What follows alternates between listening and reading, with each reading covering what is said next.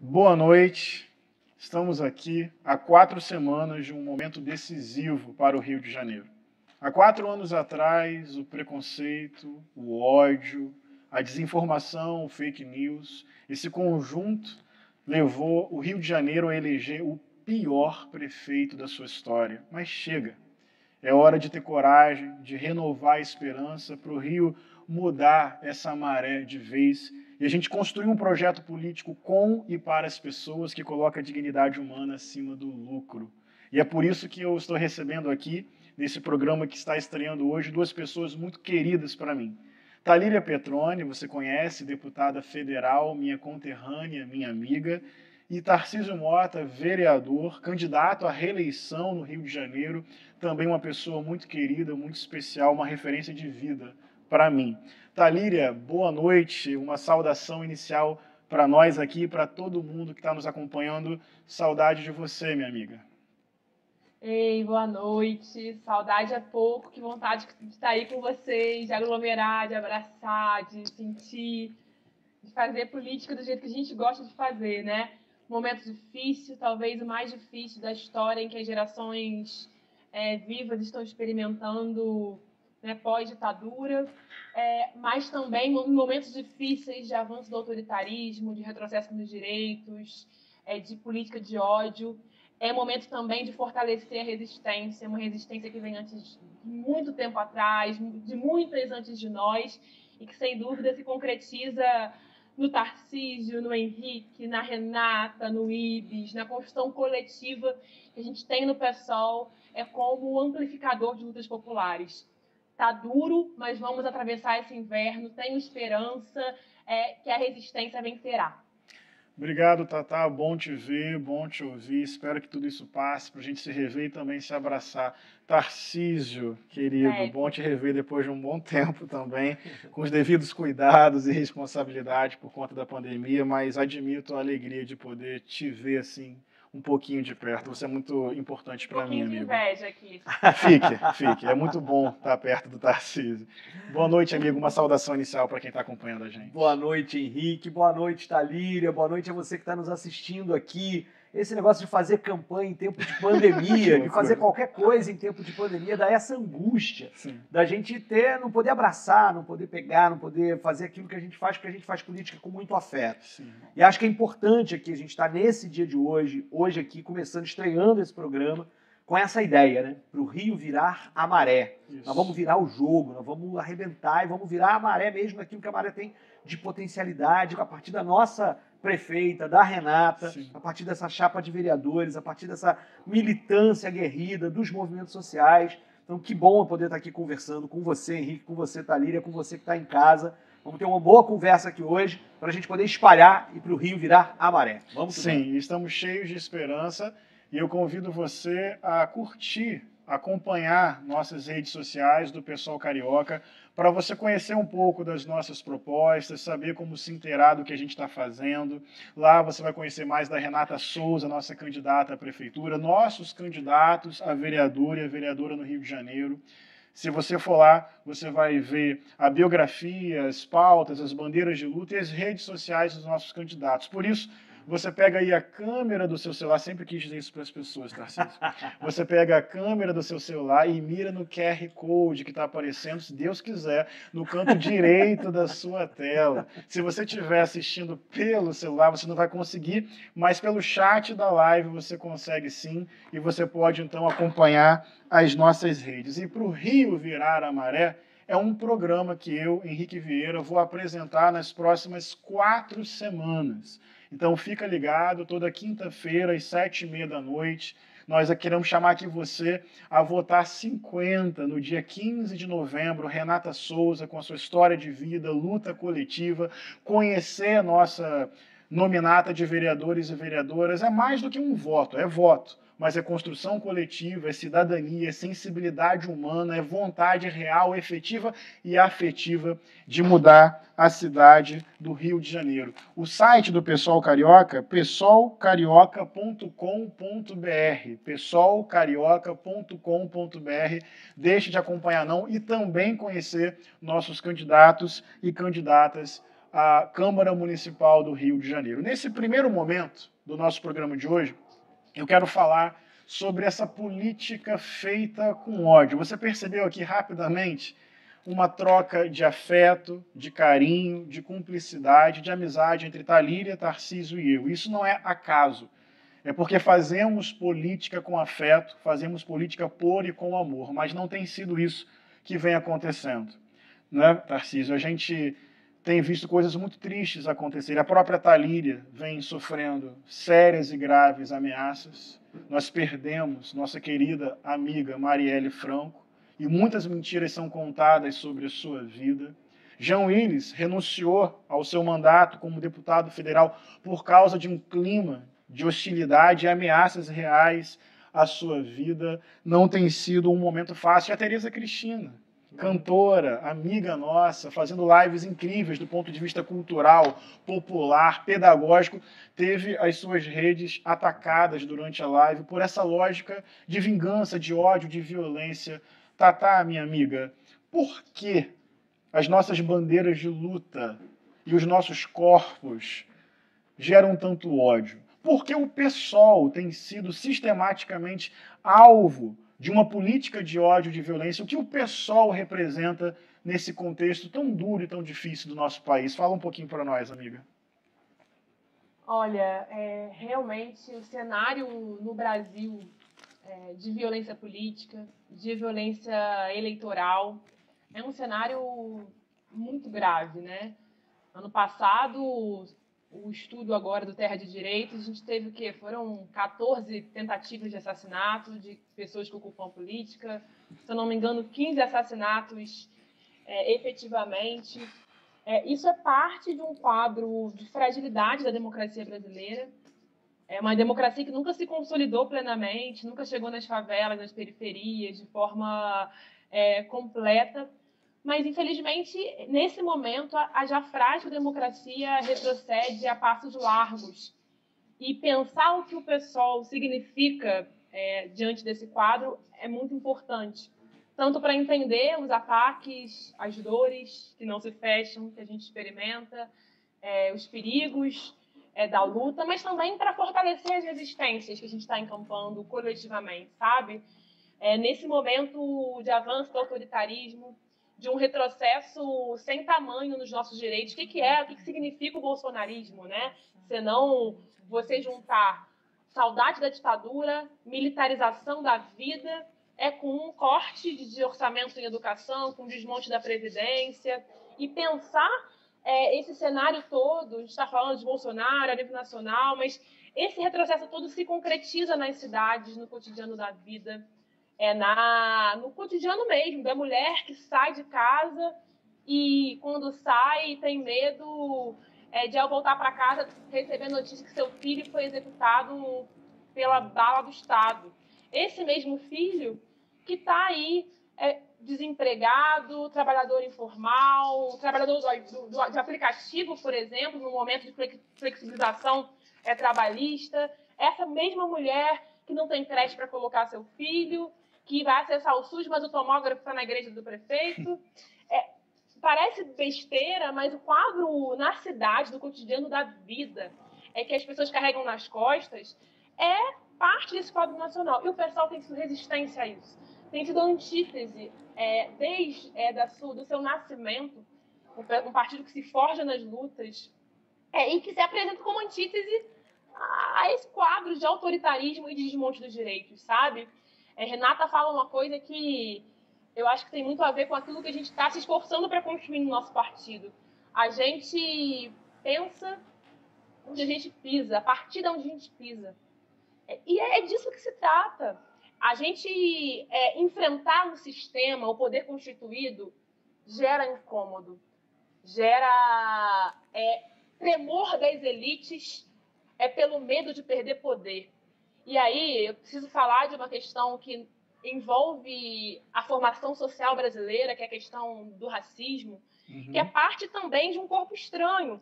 O PSOL, quando encampa com centralidade a luta antirracista, com problemas, com dificuldades, mas que estamos avançando cada vez mais nisso, é óbvio que aquele corpo, que é um corpo que está colocado para enfrentar esse quadro, é um corpo que é entendido como um corpo estranho, como um corpo que não cabe no enfrentamento ao autoritarismo. Então, esse corpo tem que ser eliminado. Esse corpo que luta precisa ser eliminado. Seja eliminado por violência simbólica, seja eliminado com tiros, como fizeram com nossa companheira Marielle Franco. Porque enfrentar, eu já vou concluir, Henrique, não sei como está meu tempo aí, vai me... Concluindo. Está maravilhoso te ouvir. Eu vou terminar. Enfrentar as máfias do transporte, como faz Tarcísio, sempre fez, gera incômodo daqueles que estão com seu poder constituído. Enfrentar as milícias gera incômodo, que dominam um quarto dos territórios do Rio de Janeiro, gera incômodo daqueles que estão com poder constituído. Enfrentar a privatização da educação. E a gente podia falar das diversas lutas que a gente encampa. No final das contas, são tempos de dor, difícil, de violência política, mas a gente segue em frente, protegidos coletivamente, para fazer chegar essa esperança em todos os campos, para que mais de nós ocupem os espaços de poder, para devolver o poder para o povo, porque eu acho que essa é a maior tarefa que a gente tem nesse momento. Perfeito. Tempos difíceis, né, amigo? Desliga o microfone quando eu estiver falando demais. Viu, gente, equipe? Mas não precisa, Tatá. Você foi disciplinada, amiga. Tatá foi disciplinada. Tempos difíceis, política feita com ódio, a Câmara Municipal não é fácil. Não. Fala um pouquinho, amigo, sobre isso. Então, acho que a resposta da Thalíria foi fantástica, porque é isso, o pessoal tem incomodado muito. Sim. E, de certa medida, a gente está vivendo um momento em que parte dessa classe dominante, essa galera que subiu ao poder, essa galera bolsonarista, se aproveitou de um certo ressentimento dos brasileiros, de uma parte da sociedade brasileira, e transformou isso em ódio. Sim. E para transformar em ódio ao outro, precisa desumanizar o outro, né? Precisa criar uma série dessas teses conspiracionistas, criando uma perspectiva de que é a esquerda, e criar um inimigo. E na Câmara a gente vê muito isso, né? Os bolsonaristas falam mais da gente do que deles próprios, ou das ideias que eles defendem, porque eles precisam o tempo inteiro atacar, precisam o tempo inteiro desumanizar. E aí vem a fake news, vem as teorias que são inventadas e espalhadas sem qualquer critério, porque eles nunca tiveram critério, eles nunca tiveram ética. Então essa é uma questão importante da gente recuperar, né? E o ódio vira uma prática mobilizadora que rende votos, que rende frutos. E aí, como ao mesmo tempo eles são dessa perspectiva ressentida de uma sociedade que está em mudança, o ódio deles se vai contra o PSOL, do ponto de vista da política, mas se vai também, como o Thalíria estava muito bem lembrando, às mulheres, aos negros e negras, aos LGBTs, porque é exatamente para aproveitar de um certo ressentimento, mobilizar alguma questão, se colocar no papel, desumanizar o outro e se colocar, inclusive, como aqueles que estavam sendo atacados. E aí recorrem a determinados mitos. E aí a palavra mito não é nessa como foi aproveitado o próprio Bolsonaro, mas o mito da família tradicional, né, o mito do homem cordial brasileiro, uma série de mitos que não fazem sentido, mas é a narrativa do ódio para mobilizar afetos negativos,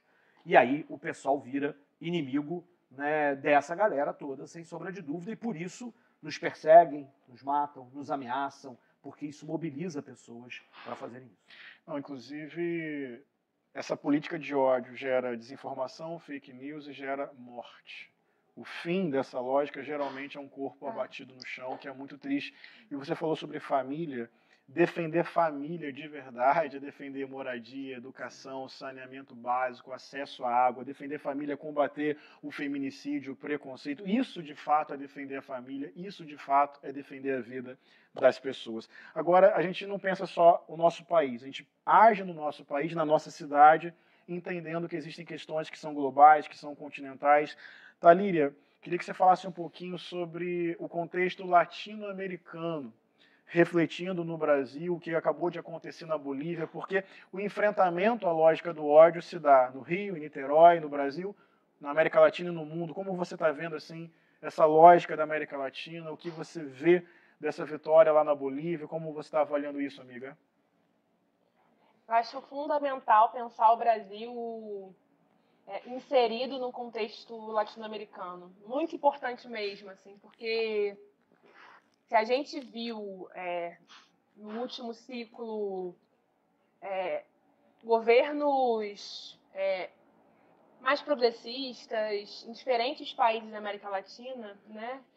Que por mais que tenhamos divergências, diferenças, mas foram governos que avançaram em políticas mais populares, né?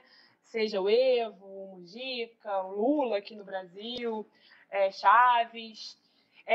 Mas esses governos, todos eles, em alguma medida, esses governos, pensando mais amplo, né? Esses momentos, né? Sofreram, em muitas medidas, uma reação golpista.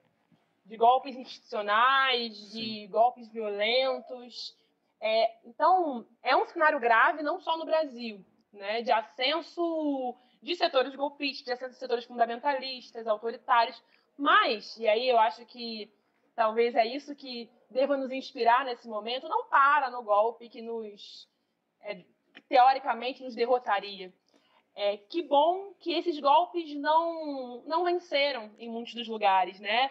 A gente teve, na Argentina, a luta pela legalização do aborto, do direito à saúde pública, né? De mulheres que ocuparam as ruas, de sindicalistas contra os cortes de direitos trabalhistas. E hoje a gente tem retornando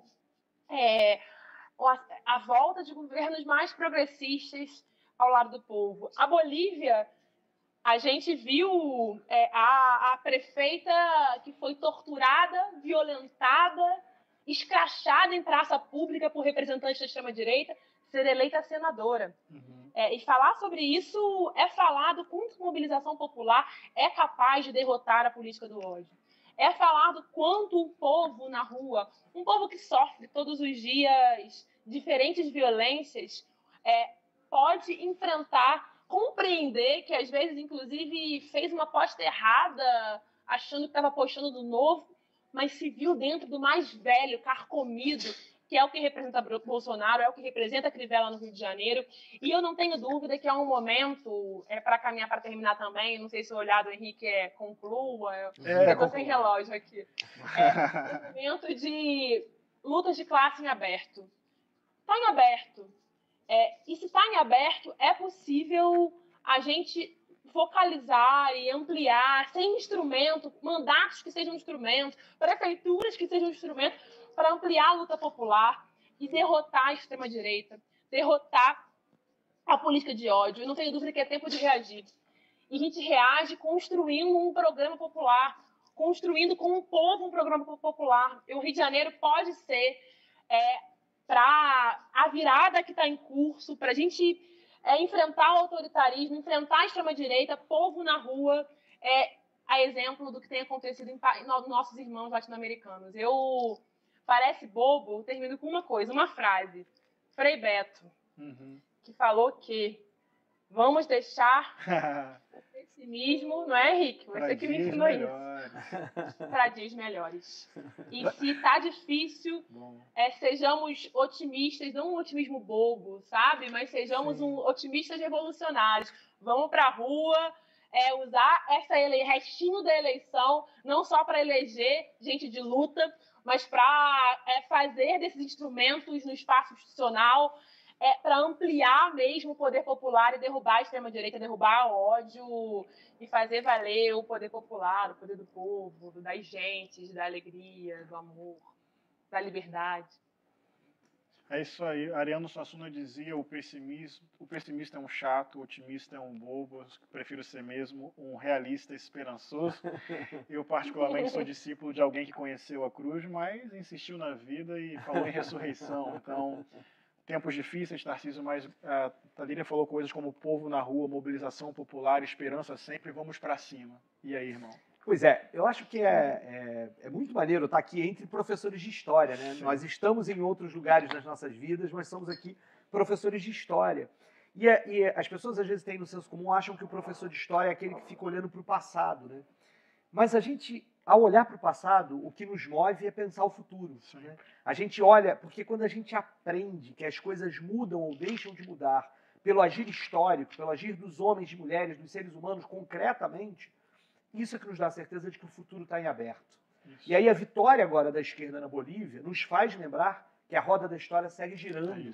que a roda da história segue girando, que as coisas não pararam, que as coisas podem, devem e vão mudar, porque a gente é para brilhar, a gente é para brilhar, e é isso.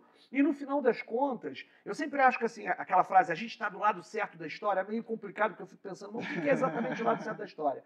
Mas tem uma coisa que, na minha opinião, é muito importante, que é a gente tem fé na vida. A gente tem fé no homem, na mulher, no LGBT, a gente tem fé no que virá. Essa ideia de fé no que virá, de que a humanidade, de que pessoas não são construídas para esse mundo desigual da gente, que o ódio não pode vencer ao final, é o fato de você, pô, cara, a gente está do lado que acredita que a humanidade pode ser melhor, porque a gente está na busca da felicidade, do amor, é muito diferente. E a roda da história segue girando, a vitória na Bolívia indica isso pra gente, nos dá, que é isso, né? O futuro está em aberto, vai depender daquilo que a gente fizer nos lugares que a gente estiver. Belas palavras da Thalíria, gostei muito de ouvir, é sempre tão bom ouvir a Thalíria, que é isso. É preciso arrancar a alegria ao futuro, está em aberto, dá para mudar a humanidade, dá para mudar a cidade. E as 4 semanas que vêm aí são fundamentais. Thalíria, muito obrigado. Prazer enorme te rever, te ouvir.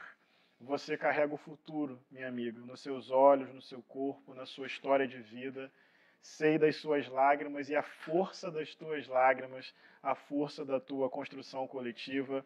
Muito bom estar com você e ver na tua vida um pouco do futuro se realizando no presente. Amiga, uma saudação rapidinha final para mim, por favor, para o Tarcísio. A minha saudação seria trazer Moana. Traz. Traz o futuro, amiga, e o presente. Olha, enquanto Moana vem andando, que ela já anda, mentira. Cara, que susto, que susto. Ela tá dormindo, ela tá Deus, dormindo. Tá dormindo. Acordou. Olha, parece besteira, mas se tem algo que a minha filha me trouxe foi a certeza de que não podemos perder. E não perder individualmente, sabe? A gente não pode perder a esperança, a gente não pode perder a fé que vamos enfrentar o ódio. A gente não pode perder a certeza de que as fake news que nos desumanizam, que provocam morte mesmo, que eliminam os corpos, seja esse ódio que elimina simbolicamente, mas que elimina com um tiro na testa, eles não vão vencer. Nossas crias são esperança, nossas lutas não vêm de agora, muitos vieram antes. Lélia, e aí vamos mais para trás, Luísas, Dandaras, Mares, e tantas que vieram para dizer que a resistência vencerá. Não uma resistência qualquer, mas a resistência popular, sabe? Que vai devolver mesmo a alegria para a gente. Não vão roubar a alegria de nós. E para que a gente possa ser alegre, essas gerações aqui possam crescer em paz, é preciso a gente reverter isso tudo que está aí. Um beijo, estamos juntíssimos, vamos em frente para o Rio virar maré. Pro Rio virar maré. Beijo, Thalíria, beijo, Moana. Beijo, gente, beijo. Tchau. Tarcísio, vamos agora um pouquinho mais para o Rio de Janeiro. O pessoal tem sido fundamental na Câmara de Vereadores, você ainda mais como líder da nossa bancada. A Prefeitura do Crivella é uma sucessão de escândalos. Eu estava aqui lembrando da Márcia, liga para a Márcia na fila do Cisreg, os guardiões do Crivella, tipo uma milícia paga para proteger o governo. O pessoal encaminhou 3 pedidos de impeachment, a base do governo segurou. Parece que a base do governo Crivella é muito parecida com a base do governo Eduardo Paes e até mesmo o líder de governo é o mesmo. Sim. Bem, então não estou errando, é isso mesmo. O líder de governo que representa Crivella é o mesmo que representa Eduardo Paes, é isso. Tarcísio, qual é o seu diagnóstico sobre a administração do Crivella e qual a diferença que o PSOL tem feito nesses 4 anos de oposição a esse governo aí? Você sabe, Henrique, que uma das coisas é entender o sentido da tua pergunta, né? Qual é a minha avaliação da administração Crivella? Sim. Eu não sei se a palavra administração cabe nessa pergunta, porque é um caos completo. É um caos. Qual o sentido do desgoverno? É isso, é do desgoverno. Porque, primeiro tem essa história mesmo da gente entender que o líder é o mesmo, que quando a gente entrou, por exemplo, na Câmara dos Vereadores, lá no início, que a gente quis fazer uma CPI do Porto, do tal do Porto Maravilha, para poder investigar como é que aquilo foi feito na administração Eduardo Paes. Quem barrou a CPI foi a base do Crivella e a base do Paes, que estavam lá juntas, que a maioria que eles constituíram é a maioria de vereadores que estavam lá na base do Crivella, no Paes, e ficou permanecendo na base do Crivella. Não existe diferença ideológica do ponto de vista do modelo de cidade para essa galera, né? Elas se diferenciam na eleição, mas a diferença ideológica de projeto de cidade quase não há. E aí, né, se a cidade do Rio de Janeiro era negociada no grande balcão de negócios, dos mega eventos, dos mega projetos, né, era planejada nos escritórios da Odebrecht no governo Eduardo Paes, no governo Crivella é a pequena política do toma lá da cá mais mesquinho, mais desorganizado. E isso é que é o caos, né? Porque o número de cargos que são trocados e feitos... Os pedidos de impeachment fizeram com que o Crivella tivesse que trocar, criar novas secretarias. Ele criou uma secretaria, Henrique. Hoje estava tendo a audiência sobre o orçamento dessa secretaria. Eu tenho até dificuldade de lembrar o nome inteiro, porque ela é Secretaria Municipal de Envelhecimento Saudável, Qualidade de Vida e Eventos. Isso. E o principal órgão que está nela é a Fundação Parques e Jardins. Então, você não sabe o que é essa secretaria, né? Envelhecimento Saudável, Qualidade de Vida e Eventos, com a Fundação Parques e Jardins no meio de caminho. Porque era para abrigar um conjunto de vereadores para poder votar a favor da história. Então, isso é um retrato da gestão Crivella. É corrupção, é desorganização, é o caos, é o abandono da cidade, é o uso da desculpa da crise para justificar a incompetência administrativa em todas as áreas. As escolas estão caindo aos pedaços, ele agora está se gabando por conta dos respiradores que ele comprou antes da pandemia. Mas é isso, botou tomógrafo na Rocinha, na Igreja Universal da Rocinha, não conseguiu, agora teve que cortar, começou a cortar a questão das OSs, mas em nenhum momento fez o debate sobre a coisa do SUS, não fez plano de carreira para os servidores da saúde. Ou seja, é uma administração que não teve um projeto, teve um projeto autoritário, teve um projeto fundamentalista para a cidade do Rio de Janeiro e é um caos.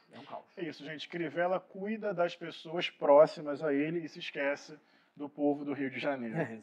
Tarcísio, transporte caro, ineficiente, com vários indícios de coisas muito estranhas, ou seja, o povo fica muito tempo no trânsito, demorando a chegar ao trabalho, a voltar para casa, e aparentemente não é só problema de gestão.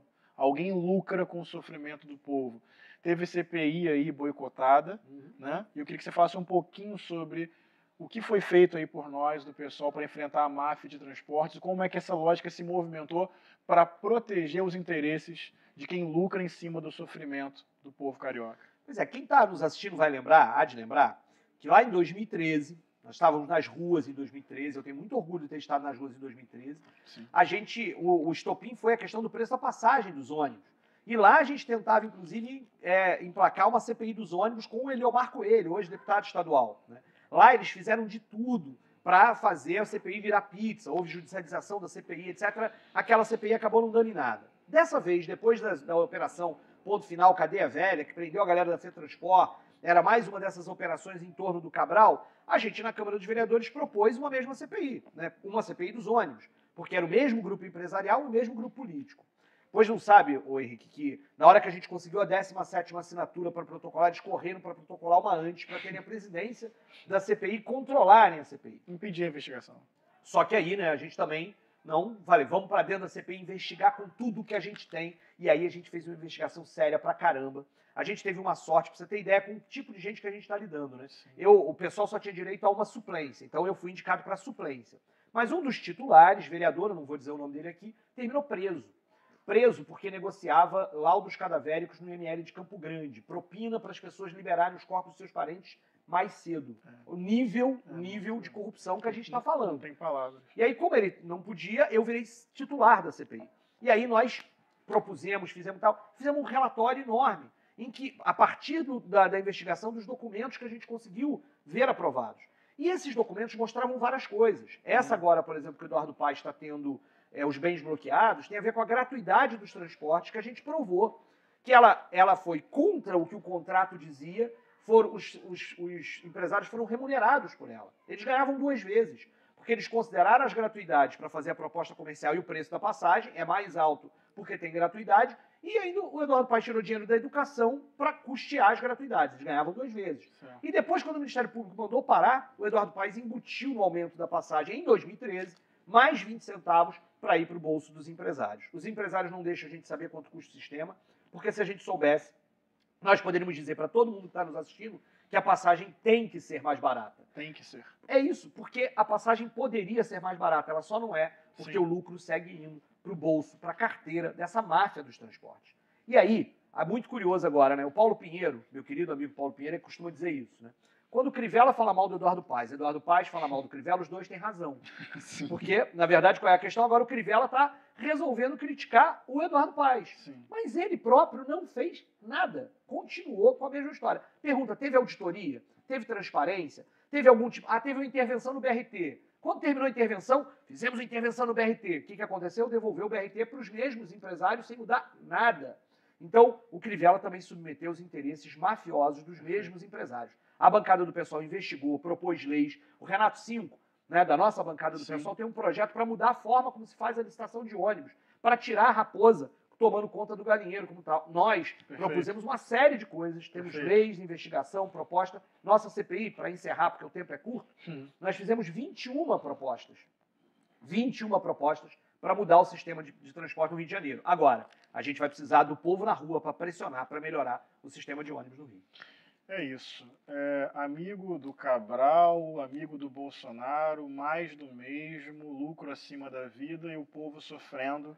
A gente quer ser com você nas ruas uma alternativa real para um Rio de Janeiro de esperança. Olha, eu sou pastor e eu queria falar que a experiência religiosa ela pode e deve ser favorável ao Estado laico, à democracia, o respeito à diversidade. Infelizmente, Tarcísio, o fundamentalismo ele descaracteriza a beleza da espiritualidade, porque a espiritualidade tem a ver com amor, tem a ver com dignidade humana, tem a ver com respeito à diversidade. E o Rio de Janeiro, infelizmente, tem uma articulação muito perigosa entre política, milícia e fundamentalismo religioso, mas pode e deve ser diferente. Respeitar a diversidade, respeitar a pluralidade, pensar a prática política para valorizar todas as pessoas e enfrentar a injustiça. É tão bonito, inclusive, quando o diálogo interreligioso acontece para promover o bem comum, para promover a paz, para promover a justiça. Então pode ser diferente a partir da gente, a partir da nossa mobilização.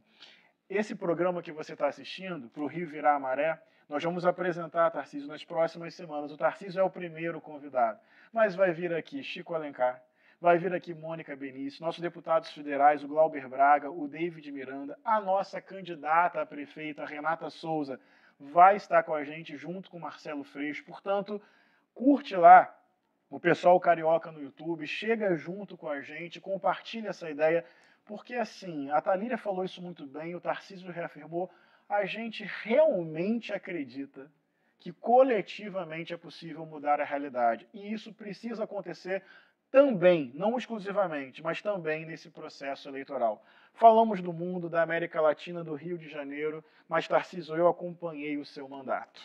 É brilhante. Me orgulha, como morador do Rio de Janeiro, alguém que vê que você junta afeto, sensibilidade humana, você se emociona na política, Tarcísio. Isso não é fake, é fato no teu coração, visível nos teus olhos, mas não é só afeto. Tem competência, coletividade, discute todas as pautas, representa o interesse do povo. Amigo, fala um pouquinho da importância do PSOL nesses 4 anos e as iniciativas do mandato tão bonito, tão coletivo, tão necessário que você representa na Câmara do Rio. Olha, Henrique, você que também foi parlamentar, numa situação absolutamente difícil lá em Niterói, sabe o quanto é difícil ser vereador de oposição numa situação como essa, ser minoria, né? Ter muitas vezes ideias que são fantásticas e que você coloca, quando você consegue colocar em votação, eles passam o rodo e você não consegue ver aprovado, né? Então é difícil, né? As pessoas têm uma expectativa, querem que você acha que você, como tem o mandato de vereador, você pode mudar tudo a partir dali. Mas é sempre muito difícil, porque a correlação de forças é difícil. Mas isso significa que a gente não pode fazer nada? Não, não. Nossa bancada não deu paz aos poderosos. Não deu. Não deu paz ao Crivella. Sabe? Não deu paz ao Crivella. Nossa, trocadilho do tipo do Henrique. Você eu faço bons trocadilhos. Trocadilhos Quem for assistir os próximos vai ver que eu vou fazer mais. Exatamente, né? Agora que eu abri a chance... Eu tava com vergonha, mas agora vai. Mas a gente não deu paz aos poderosos, não deu paz ao Crivella, investigou, denunciou, usou a tribuna para fazer as coisas, propôs leis, muitas leis, participou das comissões. Nosso mandato, como tem pergunta do nosso mandato, nós desde o início entramos na Comissão Permanente de Educação e na Comissão Permanente de Cultura. Atualmente, Henrique, eu sei que você vai querer fazer uma piada, eu sou vice-presidente das duas comissões. Só porque eu sou vascaíno, ele vai falar de alguma coisa disso, eu já fui antes. Tá feita a piada toda. Pronto.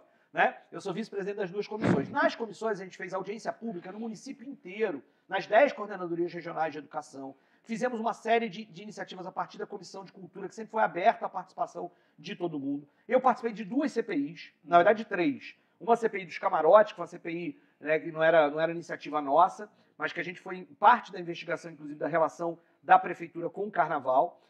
Fiz parte da CPI dos ônibus, que a gente já falou aqui, da CPI das enchentes, onde a gente investigou essa questão da responsabilidade do poder público sobre a questão das enchentes e fez centenas de recomendações ao poder público. Entendemos como funciona uma série de órgãos públicos.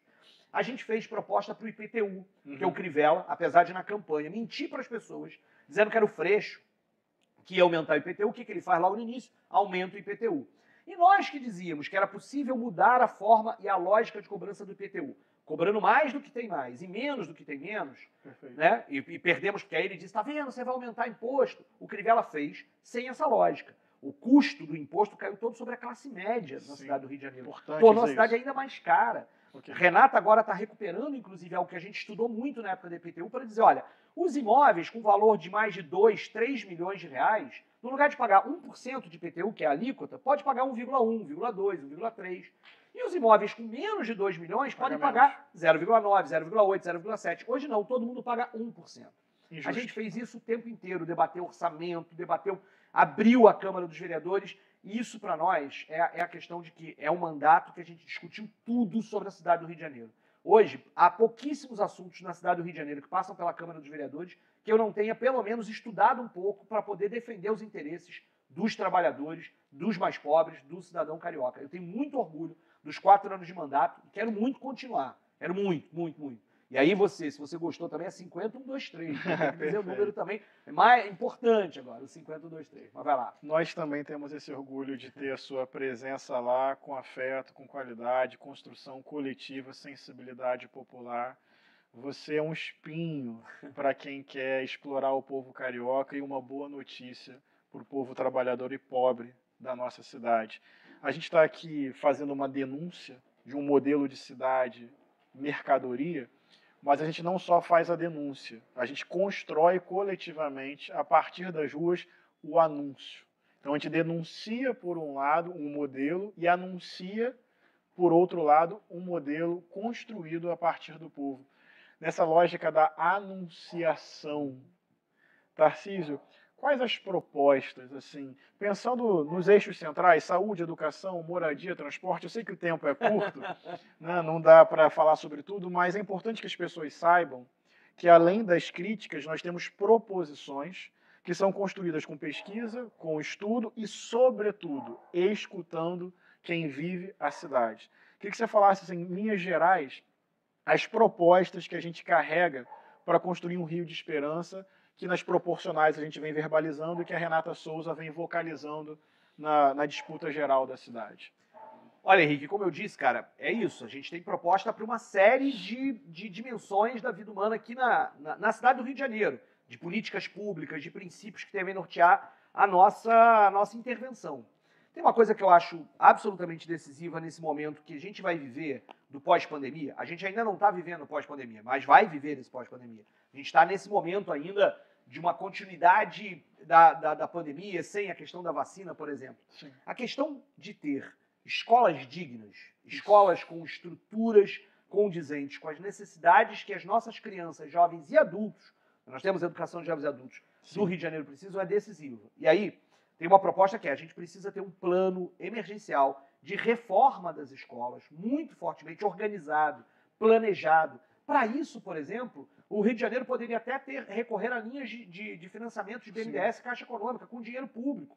Né? Porque aqui não se trata de endividar para o mecanismo do rentismo e tal. Significa, inclusive, endividar o município para fazer obras em escolas que geram emprego, renda e garantem direitos. E para o qual a gente precisa que nacionalmente discutir, porque isso não é um problema só do Rio de Janeiro, é um problema nacional, que todos os municípios estão vivendo aqui. Essa, para mim, é uma questão decisiva, da gente lutar muito para que as escolas possam ter condições de receber as nossas crianças, jovens e adultos. A segunda coisa muito importante, que é o seguinte, o Rio de Janeiro vai passar por um processo de revisão do plano diretor no próximo ano. E é preciso que a gente haja sobre isso para baixar o preço da terra, democratizar o acesso à moradia e fazer uma cidade mais justa a partir do debate do plano diretor. Perfeito. Isso é decisivo. A gente precisa mudar a lógica que essa cidade está vivendo na questão da especulação imobiliária. Tá cara, né, Tarcísio? E aí, tem uma coisa que você falou um pouquinho agora antes, que é importante, que é o seguinte, é uma coisa que eu quero muito conversar.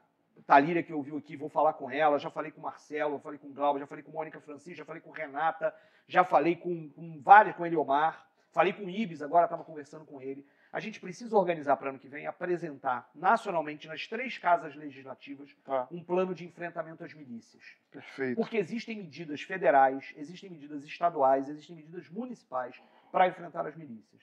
Eu estou com muita vontade de discutir com esse acúmulo que a gente tem, de ter enfrentado as milícias de tal forma, com tanto conhecimento desde a CPI das milícias, de todas as formas, a gente precisa botar isso no papel e apresentar ao mesmo tempo nas 3 casas legislativas um plano que possa se traduzir em projetos de lei. Aos governos executivos, eu espero que seja a própria Renata a fazer isso na prefeitura, no executivo, que a gente possa fazer isso em conjunto com a prefeita e o vice-prefeito, mas que a gente possa protocolar e entregar isso como um pacto, inclusive, na sociedade, que a gente precisa enfrentar as milícias. E aqui no Rio é atacar um tipo de especulação imobiliária que acontece nas franjas da cidade, nas franjas da informalidade, que submete determinados territórios ao controle das milícias. Significa discutir transporte complementar e a integração entre os modais de transporte. Significa uma série de questões sobre a democratização do acesso à moradia na cidade para diminuir o poder político e econômico das milícias. Eu não tenho dúvida de que esse é um processo que a gente precisa fazer enquanto partido. Perfeito. E é o pessoal que tem história e tem condições de apresentar isso enquanto projeto de sociedade. Nós temos que enfrentar. E aí, é claro, a gente vai mexer com interesses poderosos. Mas eu acho que é uma resposta importante. Perfeito. Minha proposta, inclusive, é de que a gente pudesse marcar o 14 de março do próximo ano como um dia de entrega desse plano nas 3 esferas, né, legislativas, desse plano de enfrentamento às milícias. É uma possibilidade, inclusive como uma resposta. Né? Ou seja, tentaram nos amedrontar, matando uma de nós não recuamos, nós vamos para cima, nós vamos dizer o que tem que ser feito. Tarcísio, é muito bom te ouvir. Quero que você saiba disso. Vamos para cima mesmo. Mais da metade do território do Rio de Janeiro, salvo engano, está sob controle de milícia, explorando, oprimindo e matando o nosso povo. Temos coragem, capacidade de enfrentar isso. Tarcísio, como vocês viram, tem feito um mandato fundamental, já foi 2 vezes nosso candidato ao governo do Estado, e ele é agora candidato à reeleição para vereador no Rio de Janeiro. Está mais do que óbvio a importância da gente reeleger o Tarcísio no dia 15 de novembro. E ninguém ganha eleição antes. A eleição se ganha no dia, votando num projeto coletivo. Tarcísio, como as pessoas, aí direto para as pessoas, como as pessoas podem saber da sua campanha, entrar na campanha, divulgar, multiplicar, para no dia 15 de novembro a gente ganhar junto com você para esse projeto coletivo de um mandato tão necessário para o Rio de Janeiro. Como é que as pessoas se envolvem com a tua campanha? Obrigado pela pergunta, Henrique. Olha, isso é uma questão fundamental. Nós estamos fazendo uma campanha como a gente nunca fez, porque é uma campanha em tempos de pandemia. Difícil. É uma campanha com menos rua e mais redes. E para que a campanha de redes possa furar as tais bolhas, a gente precisa de engajamento. A gente precisa que você que está nos assistindo, que já tinha algum contato com a questão do pessoal, com o pessoal carioca, possa se engajar para que a gente possa chegar a outras pessoas. E isso significa fazer parte dos nossos grupos de WhatsApp, porque nós não temos e não queremos ter os mecanismos de disparo em massa, de fake news, de coisas ilegais, irregulares que eles têm. Nós precisamos de você, engajado, para poder participar dos grupos de WhatsApp. Precisa chegar nas redes sociais e ver como é que você... Nós temos materiais... Olha, a galera nossa da comunicação tem feito vídeos muito maneiros, a galera da mobilização tem feito iniciativas muito importantes.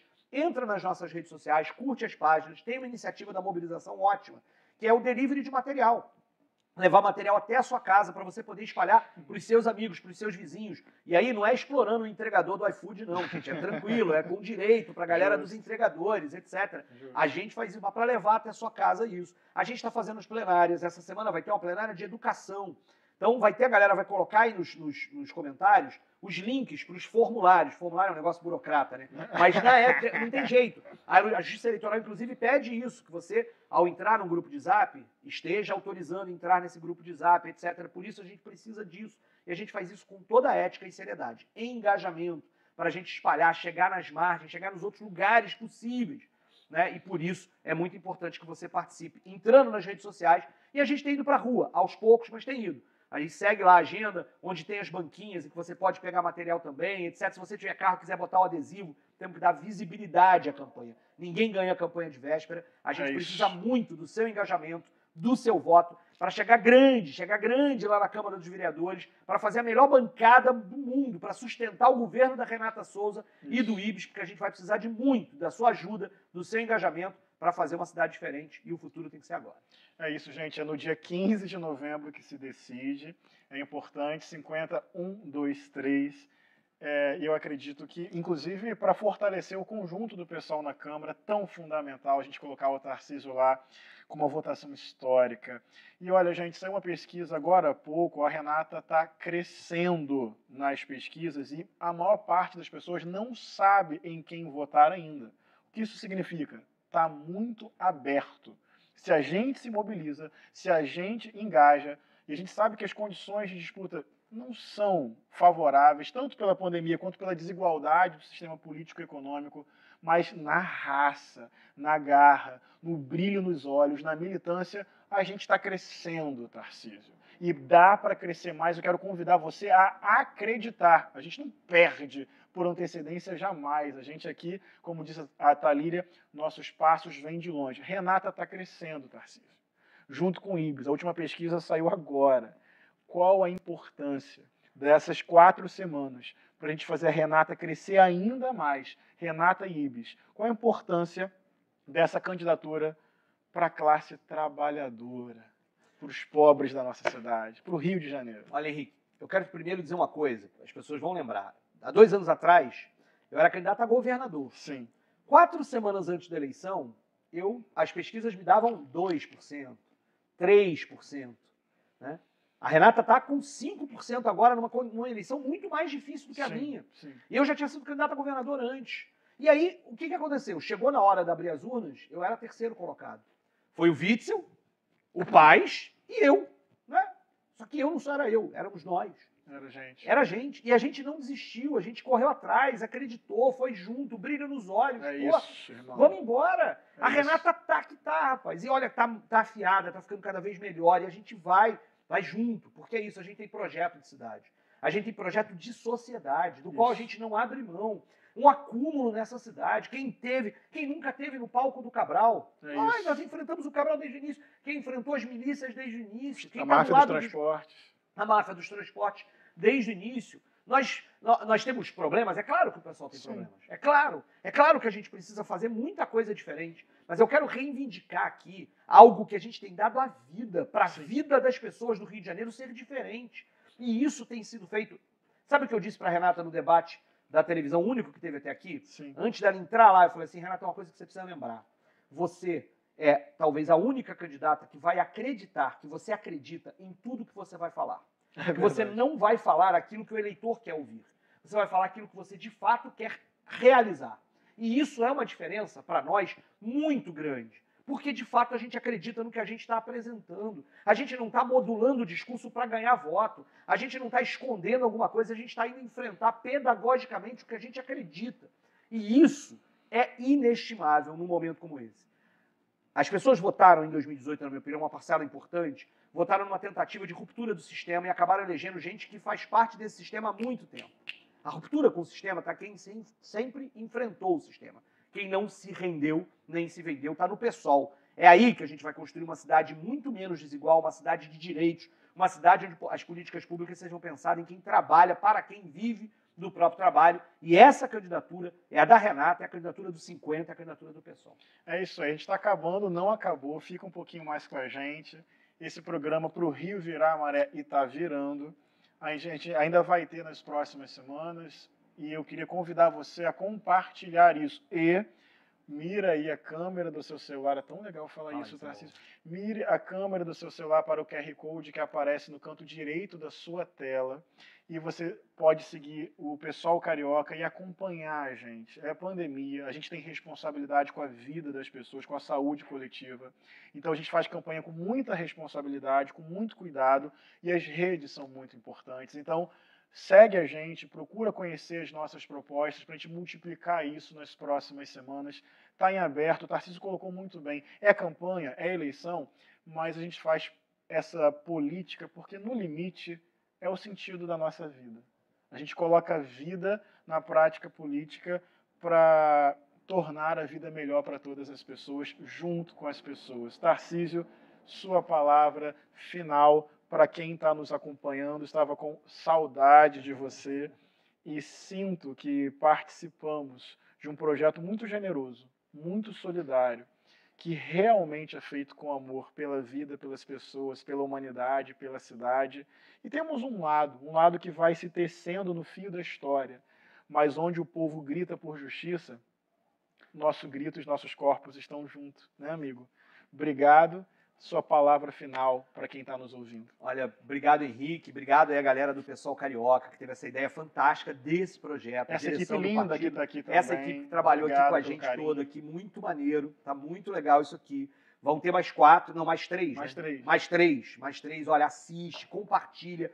O Henrique não quer falar, mas ativa o sininho lá do YouTube para você receber. É joinha, like, curtida. Isso aí. Vocês sabem o que é para fazer, para poder ser notificado dessa coisa. A gente não tem muito esse negócio do qual é a palavra para usar nessa história toda, né? Então faz isso, não deixa. Queria agradecer e pedir para você, se engaje nas campanhas do PSOL, se engaje no partido. Se você se encanta com as pautas, se filie ao PSOL. Olha para o lado e pensa qual é o partido que pode fazer o que a gente está fazendo aqui. Trazer vários candidatos.